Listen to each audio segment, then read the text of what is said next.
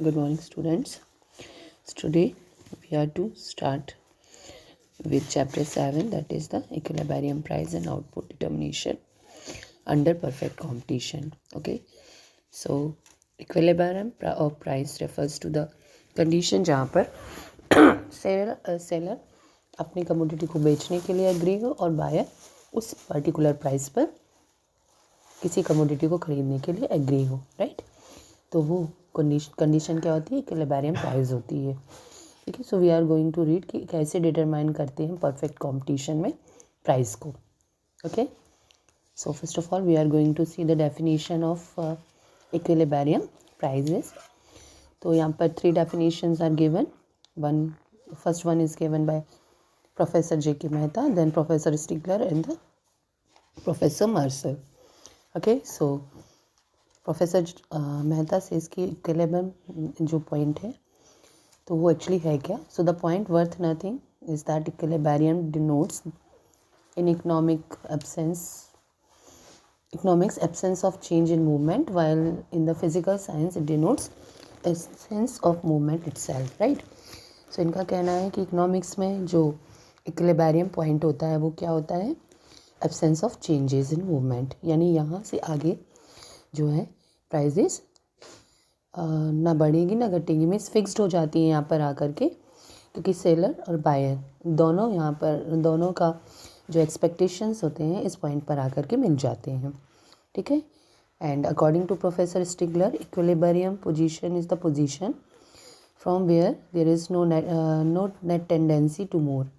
इसके बाद कोई भी टेंडेंसीज जो है वो नहीं बचती हैं। ठीक है, so we see net tendency to emphasize that the fact that it is not necessarily a state of sudden inertia। so tendency इन्होंने कहा है, क्यों कहा है, क्योंकि ये जो पोजीशन होगी वो सडन इनर्शिया यानी अचानक से रुक जाने वाली पोजीशन नहीं है। ठीक है, इसके बाद आकर के जो पावर्स हैं उनकी फोर्सेस कैंसिल हो जाती हैं, मीन्स बाकी जो भी forces factors of production and जो भी हमारी कंज्यूमर की एक्सपेक्टेशन से रिलेटेड चीज़ें होती हैं वो इस पॉइंट पर आकर के क्या हो जाती हैं, मीट हो जाती हैं, मिल जाती हैं। ठीक है, तो ये पोजीशन धीरे धीरे आती है और इसके बाद में कोई भी मूवमेंट यहाँ पर नहीं होता है, राइट। सो मैंने आपको पहले ही बताया था इक्विलिब्रियम प्राइस वो प्राइस होगा जहाँ पर according to their need expectation consumer उस कमोडिटी का प्राइस देना चाहेगा और अपनी प्रोडक्शन की कॉस्ट और बाकी सारी चीज़ों को देखने के बाद सेलर एक पर्टिकुलर पॉइंट पर कमोडिटी को बेचना चाहेगा, राइट। और दोनों चीज़ें यानी कंज्यूमर की एक्सपेक्टेशन वो जितना प्राइस देना चाह रहा है उसके अकॉर्डिंग, और सेलर उसने खर्च किया इसके अकॉर्डिंग वो जितनी प्राइस पर बेचना चाह रहा है वो जिस भी पॉइंट पर मिलेंगे वो क्या होगा, इक्विलिब्रियम ऑफ प्राइस हो जाएगा। ठीक है, तो इसके बाद ना तो कोई मूवमेंट होता है, ठीक है, और ये क्योंकि धीरे धीरे आता है सो हम इसे सडन इनर्शिया नहीं कह सकते हैं। Next is according to professor Marshall equilibrium price is the price at which the quantity of good which the seller are willing to offer is equal to the quantity which the buyer want to purchase, right. So actually क्योंकि price यहाँ पर determined हो रहा है तो seller जितना बेचना चाहता है और बायर जितना खरीदना चाहता है, राइट, वो पॉइंट हम यहाँ जा कर के मीट हो जाना है। सो ये प्राइस वो प्राइस होती है जिस पर मार्केट क्लियर होता है, यानी जिस पर बाइंग एंड सेलिंग का वर्क होता है, right. Now see the price determination under perfect competition. So you can see here there are 3 theories regarding this. Okay, यानी प्राइस डिटर्मिनेशन परफेक्ट कॉम्पिटिशन में किस तरह से हो इसके 3 थियरीज हम पढ़ने वाले हैं। First one is traditional theory, second is Austrian view and third one is modern view, right. Traditional theory जो है एडम स्मिथ एंड रिचर्डो ने दिया हुआ है, इसे हम कॉस्ट ऑफ प्रोडक्शन थियरी भी कहते हैं। ठीक है, Austrian view professor Jevons and Walras ने दिया हुआ है, इसे यूटिलिटी थियरी कहते हैं। And the third one is modern views जो कि प्रोफेसर मार्शल ने दिया है, and it is called modern theory as well as demand and supply theory भी कहा जाता है इसे। Okay, so see the first one cost of production theory. Okay, तो classical thinkers such as Adam Smith हैं, ठीक है, उन्होंने क्या किया है, प्राइस डिटर्मिनेशन के लिए जो थ्योरी बताई है उसके दो फैक्टर्स, ठीक है, उसके दो टाइप्स बताए हैं. First one is labour theory of value and cost of production theory, right. तो अकॉर्डिंग टू एडम स्मिथ जो है वो लेबर को रियल मेज़र मानते हैं किसी भी चीज़ की एक्सचेंजेबल वैल्यू को, ठीक है. यानी अगर हम किसी कमोडिटी को ख़रीद रहे हैं तो उसकी वैल्यू उतनी ही होगी जितना उसके ऊपर लेबर खर्च किया गया है, ठीक है. लेकिन ऐसा जो है आई डोंट थिंक कि it is a reality, okay. क्योंकि किसी भी चीज़ कमोडिटी की प्राइस उस पर जो हमने लेबर को के ऊपर खर्च किया है वो नहीं डिसाइड करता है, राइट. और रिचर्डोज जो है उन्होंने भी सिमिलर व्यू दिया है, बट उनका जो थ्योरी है it is the cost of production theory, right. It means कि हमारा जो प्राइस है वो डिटरमाइंड होगा इस पर कि हमारा जो प्रोड्यूसर है उसने कितना खर्च किया है to produce that particular commodity, right. So ये दोनों ही थ्योरीज जो हैं, जो लेबर थ्योरी है या फिर कॉस्ट ऑफ प्रोडक्शन जो है, इनको रिजेक्ट कर दिया गया because they are called to be one sided theory, ठीक है. यहाँ पर इन्होंने सिर्फ एक जगह लेबर को जगह दिया है और दूसरी जगह सिर्फ प्रोडक्शन की कॉस्ट को, ठीक है. सो यहाँ पर वन साइडेड मान करके उसे रिजेक्ट कर दिया गया है. Second theory is the Austrian views, okay. It is called the utility theory. So यहाँ पर ये थ्योरी किसने दी है, प्रोफेसर जबनास, वेलरस एंड मेंगर ने, ओके. तो इनकी ओपिनियन में प्राइस जो होती है वो कमोडिटी की डिटरमाइन होती है यूटिलिटी से. यूटिलिटी मीन्स उपयोगिता, जितनी ज़्यादा उपयोगिता है किसी कमोडिटी की उतना ही ज़्यादा उसका प्राइस हायर होगा, ठीक है. And that's why utility decide करती है कि हम किसी चीज़ का कितना प्राइस देना चाहते हैं, ठीक है.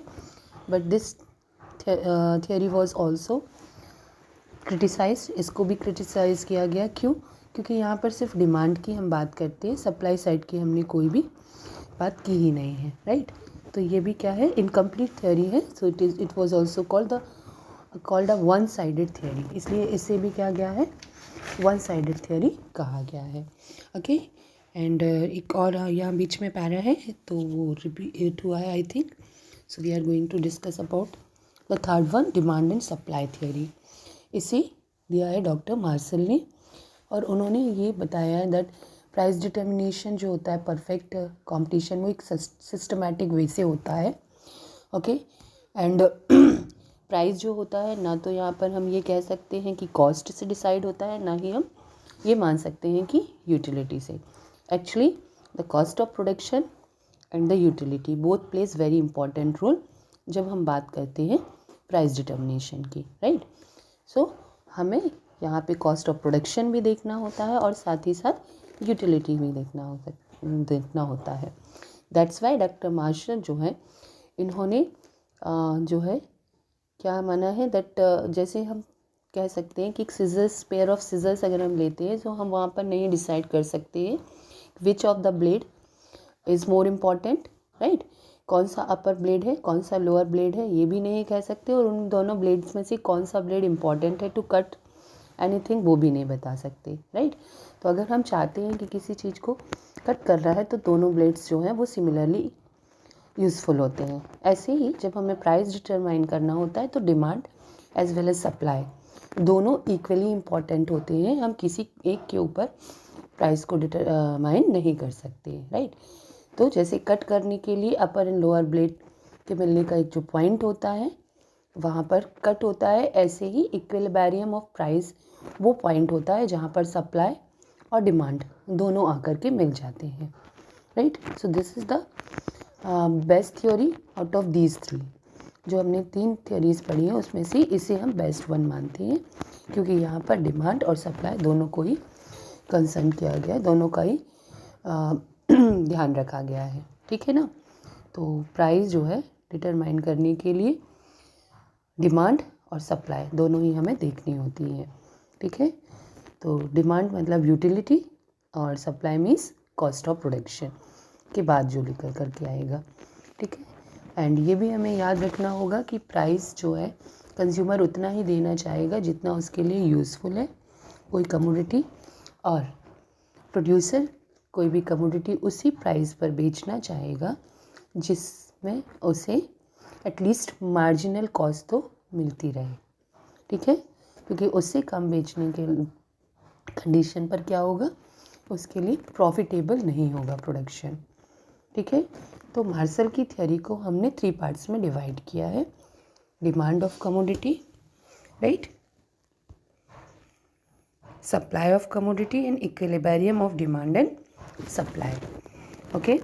So first of all we are going to discuss about demand of a commodity या demand for commodity, okay। तो डिमांड साइड जो होता है वो किसका होता है, कंज्यूमर का साइड होता है, यानी डिमांड कौन करते हैं, कंज्यूमर्स करते हैं।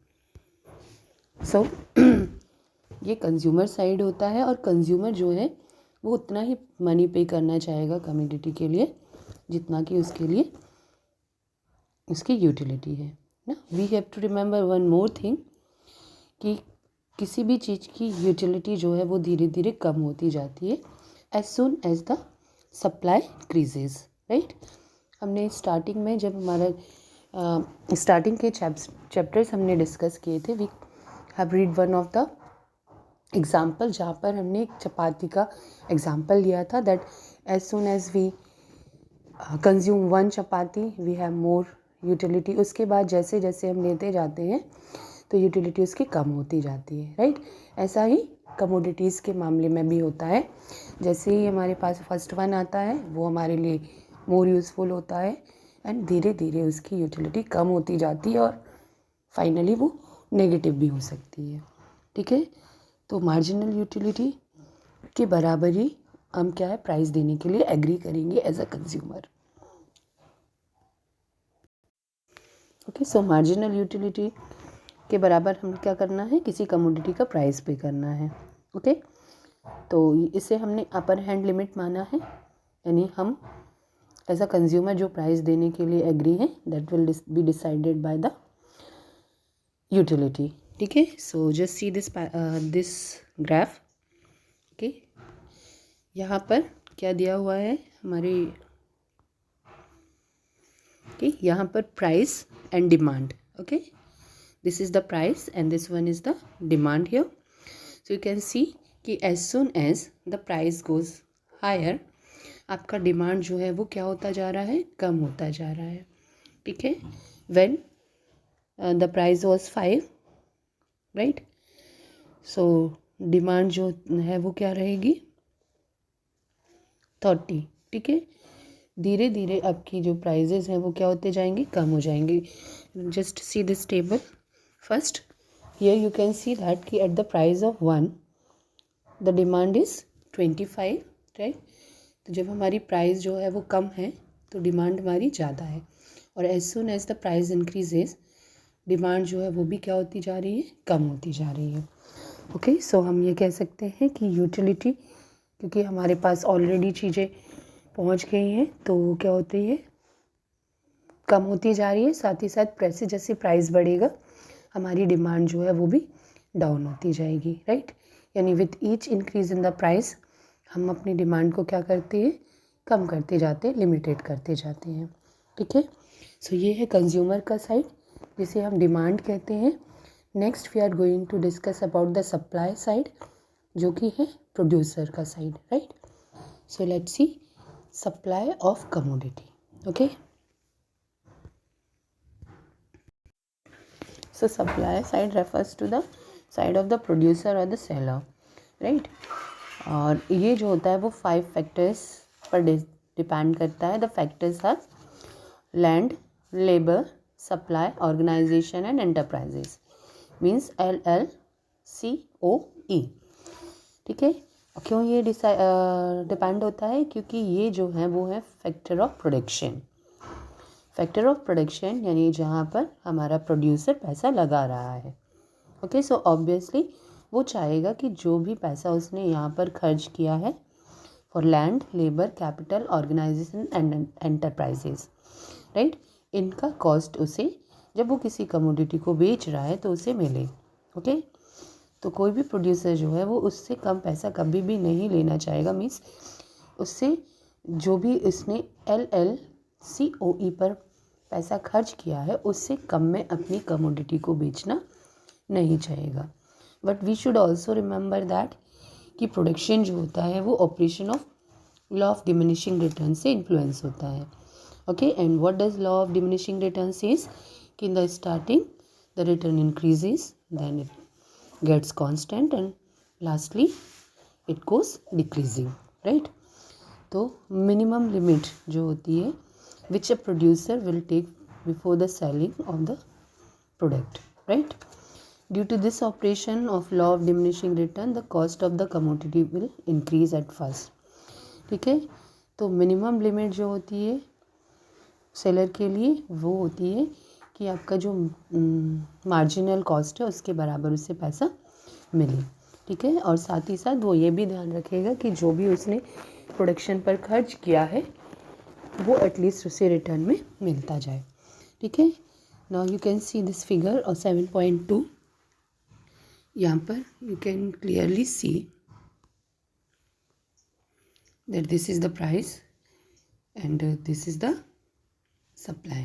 Okay, so as soon as the prices increases the supply also increases, right। जैसे जैसे प्राइजेस बढ़ते हैं सप्लाई जो होती है वो क्या होती है, बढ़ती जाती है, right. So you can C when the price is 5 the supply is 50, later on at the price of 10 the supply is 100 and so on, at the price of 25 the supply is 250, right.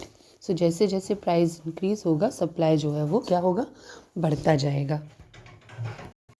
Okay, so we conclude that कि जो भी demand होती है यानी consumer होता है वो चाहता है कि उसे कम से कम प्राइस पर कोई भी कमोडिटी मिले एंड प्रोड्यूसर चाहता है कि उसे ज़्यादा से ज़्यादा प्राइस मिले of a commodity, right.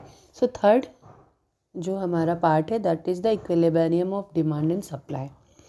Okay, तो just look into this table and find that कि यहाँ पर price is given, then demand of demand for सब कमोडिटी दिया हुआ है और सप्लाई ऑफ कमोडिटी दिया हुआ है, right. And now you can C at the price of 12 the demand is 200 and the supply is 800, right. when the price is 10, right, then at this condition demand आपका जो है वो बढ़ गया है दैट इज़ 300 एंड सप्लाई कम हुआ है that is 700। Okay, यानी जैसे जैसे प्राइस कम हो रहा है डिमांड आपका बढ़ता जा रहा है और सप्लाई कम होता जा रहा है। Now see the condition of ₹6, यहाँ पर आपका डिमांड भी 500 है और supply is also 500। So we can see that कि this position is the position जहाँ पर at the same price consumer लेने के लिए एग्री है और प्रोड्यूसर बेचने के लिए एग्री है। हाउएवर यूनिट्स जो हैं वो डिसाइडेड हो जाएंगे that the seller is going to sell just 500 units, ठीक है, और उसकी अवेलेबिलिटी कितनी होगी, 500 होगी एंड देन जो भी प्राइस होगा यहाँ पर वही हमारा डिसाइडिंग प्राइस होगा, वही हमारा इक्विलिब्रियम प्राइस कहलाएगा। ठीक है, so this table is described as the graph the last page see. But before that I wish to tell you that कि ये हमने जो डिस्कस किया था कि equilibrium of demand and supply, we got that कि यहाँ पर इनका इंट्रैक्शन हुआ है डिमांड का एंड सप्लाई का, राइट। 500 इज़ द पोजीशन जहाँ पे डिमांड भी 500 है और सप्लाई भी 500 है, right। So this is the equilibrium point. Now see this graph.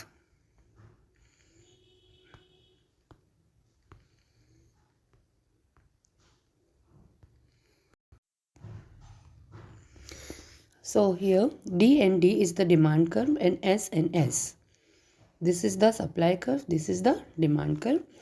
With the increase in the price, demand curve goes down from left to right, okay, and with the increase of price supply curve goes upward left to right, okay। और यहाँ पर ये जो point है point P is the point जहाँ पर आकर के सप्लाई एंड डिमांड जो है वो क्या हो रहे हैं, मीट हो रहे हैं. So this is the equilibrium point. ठीक है. सो अगर हम इसे सीज़र का अपर हैंड माने और इससे सीज़र का लोअर हैंड माने, देन ये लोअर ब्लेड माने, so the position of P is the condition that cuts the thing, right. तो पी जो है वो प्राइस है जहाँ पर डिमांड और supply both are meeting, right. Hence this is the equilibrium of price. Okay. So इसे हम क्या कहेंगे, इक्विलिब्रियम ऑफ प्राइस कहेंगे. Okay. So after the discussion we conclude few things. So the first one is that कि price जो होता है, okay, of any commodity is determined by the interaction of demand and supply, right. जहाँ पर demand और supply आकर interact हो जाते हैं वही पॉइंट हमारा प्राइस होता है किसी कमोडिटी के लिए. सेकेंड वन इज दैट कि the point at which the demand and supply both are equal, that is called the equilibrium price. Okay. और ये क्या होता है, सेंटर पॉइंट होता है डिमांड एंड सप्लाई का. The change in price will always disturb the equilibrium. ठीक है. जब भी प्राइजेस में कोई चेंज आएगा तो हमारा जो इक्विलिब्रियम है वो क्या हो जाएगा, चेंज हो जाएगा. ठीक है. और एक नया जो है वो हमारे पास पॉइंट आएगा. And in this situation the firm will get the normal profit only. और इक्विलिब्रियम की कंडीशन में हर एक फर्म सिर्फ और सिर्फ नॉर्मल प्रॉफिट जो है वो गेन करेगी. ठीक है. So this is the equilibrium जो हमने अब एक्सप्लेन किया है. और अगर आपको अभी भी कोई डाउट है then you can ask me. Okay. Next is price determination on the basis of time. ठीक है. ये भी किसने थ्योरी दिया हुआ है, मार्सेल, राइट. यानी प्राइस डिटर्मिनेशन का जो ये टाइप है that has also been decided by the Marshall itself. So on the basis of time जो है हम किस तरह से डिटरमाइन प्राइस करते हैं, we are going to discuss here. Okay. तो ये जो है this theory was also evolve by professor Marshall. और इनका मानना था कि टाइम जो होता है वो प्राइस डिटर्मिनेशन के लिए बहुत इंपॉर्टेंट फैक्टर है. ठीक है. क्योंकि सिर्फ डिमांड एंड सप्लाई जो होती है वो ही नहीं बल्कि time also very important factor होता है इक्विलिब्रियम के लिए या प्राइस डिटर्मिनेशन के लिए. ठीक है. कभी कभी डिमांड तो इंक्रीज़ हो जाती है एक पर्टिकुलर टाइम पर, ओके, लेकिन क्योंकि टाइम बहुत कम होता है तो सप्लाई जो है वहाँ पर क्या होगी, बढ़ नहीं पाएगी. सो इस कंडीशन में कभी कभी हमारे जो प्रोड्यूसर्स होते हैं उन्हें एब्नॉर्मल प्रॉफिट मिल जाता है क्योंकि डिमांड बढ़ गई है लेकिन सप्लाई नहीं बढ़ाई जा सकती है. ओके. एंड अगर हमारे पास एक लंबा टाइम है यानी लॉन्ग टाइम है, लॉन्ग पीरियड है, तो क्या हो सकता है, जैसे जैसे डिमांड बढ़ रही है सप्लाई भी हम इंक्रीज़ कर सकते हैं. ठीक है. और वहाँ पर प्रॉफिट सबको क्या मिलेगा, बराबर से मिलेगा, राइट. तो इस फैक्टर को हमने दो तरह से यहाँ पर डिस्क्राइब किया है, price determination under short period and price determination under long period. So first of all we will see the price determination under short period. Okay. So ये कंडीशन कहाँ पर होगी, जब हमारे पास टाइम जो है वो थोड़ा है. ओके. और यहाँ पे हम सप्लाई एडजस्ट नहीं कर सकते हैं अगर हमारी डिमांड बढ़ रही है तब भी. सो आई हैव टोल्ड यू कि यहाँ पर प्रॉफिट या लॉस जो होगा वो क्या होगा, अबनॉर्मल होगा. ओके. और शॉर्ट टाइम पर, शॉर्ट पीरियड में प्राइस जो होती है that will be determined by the equilibrium of marginal cost and average revenue and marginal revenue. So see this graph again. ठीक है. यहाँ पर आपको जो दिया हुआ है, यहाँ आप page number that is 134 and the figure is 7.4. P is price here, okay, and M is the point जहाँ पर हमारा marginal cost and marginal revenue जो है आकर के मीट कर रहा है. ठीक है. सो अगर प्राइस हमारी OM है तो हमारी जो क्वांटिटी हम बेचेंगे दैट विल बी OM. ठीक है. OP प्राइस पर OM quantity will be sold. ठीक है. और यहाँ पर क्या होगा, क्योंकि हमारा पीरियड बहुत शॉर्ट है इसलिए हमें जो है टाइम नहीं मिलेगा कि हम अपनी सप्लाई को अकॉर्डिंग टू द डिमांड बढ़ा सकें। ठीक है, so in this condition in short period marginal cost, marginal revenue and average revenues become equal. Okay, तो पीएम प्राइस पर हम ओएम थिंग्स को खरीदने वाले हैं। ठीक है, next is price determination under long period. So यहाँ पर क्योंकि लॉन्ग पीरियड होता है, लंबा टाइम है हमारे पास में, सो एडिक्वेट टाइम हमें मिल जाता है ताकि हम अकॉर्डिंग टू डिमांड सप्लाई को जो है वो क्या कर सके, एडजस्ट कर सके। इसलिए यहाँ एबनॉर्मल प्रॉफिट, एबनॉर्मल लॉस किसी को भी नहीं होने वाला है। ठीक है, और marginal cost, marginal revenue, average cost, average revenue यहाँ पर आकर के सब एक पॉइंट पर जो है वो मिल जाते हैं। ठीक है, so this is all about the price determination here. Okay, if you have any doubt you can ask me. Okay, so goodbye for today, have a nice day.